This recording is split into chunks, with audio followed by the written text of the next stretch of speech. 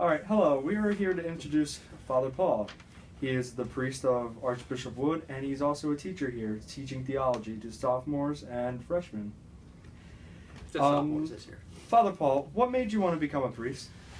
It's a long story, but I'll go right to the heart of it. I felt God was calling me to be a priest. I was always searching when I was younger, like in my 20s, searching for what will make me happy. And in some strange way, I got led to the priesthood. My faith was always important to me. And then when I was in my 20s, it was very important to me. I was really praying a lot in my 20s and going to Mass every day. And then the idea of being a priest just kind of popped there, and I thought that would be, and it would turn out to be, I feel God calling me to the priesthood. And how long did the process take?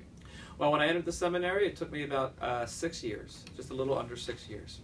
What kind of sacrifices did you make? To become a priest, I had to leave my job. I was working as an engineer, and you have to leave your home to go live at the seminary, and which for me wasn't too bad because I lived only 20 minutes away from the seminary, but down by St. Joe's University. And I had to do a lot of work, but I enjoyed all that. It was a lot of difficult things. And with the priesthood, the sacrifices you make are that you promise an obedience to the bishop. So he tells you where you are going to work, tells you where you're going to live, and you also promise never to be married for the sake of the church. So it's another sacrifice. And God gives us, I believe God has given me the graces to live it and to live it joyfully. Where did you receive the sacrament of holy orders? In the cathedral. I was ordained, well, I was two places. I got ordained a deacon at St. Charles Seminary, and then I was ordained a priest at the cathedral in Center City, Philadelphia, St. Peter's and Paul. What was your life like before, and what is it like now?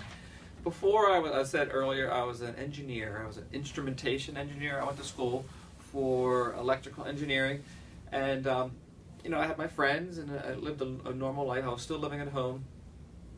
I'd get up, 5 days a week, go to work, take the train to work, and just do a normal 8 to 5 job, which was good. But I think God was I felt something was missing in my life, and my life now is a lot different. Before, I worked in an office, interacted with a small number of people. Now, as a priest, my life is a lot different. I interact with many people, and on different levels too. Instead of just talking about the work that has to be done in an engineering world, you talk about God and life. It's a whole lot different lifestyle now. All right. Thank you for your time, Father Paul. Okay, you're welcome. Hello, Deacon. We're here to interview you about how you became a deacon. Why did you choose to be a deacon?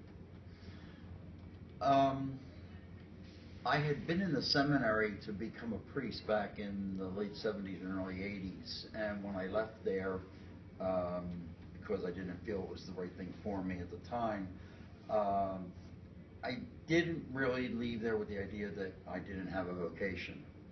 And after getting married and having my family, I felt that what I was being called to was to be a deacon, and that's when I went back.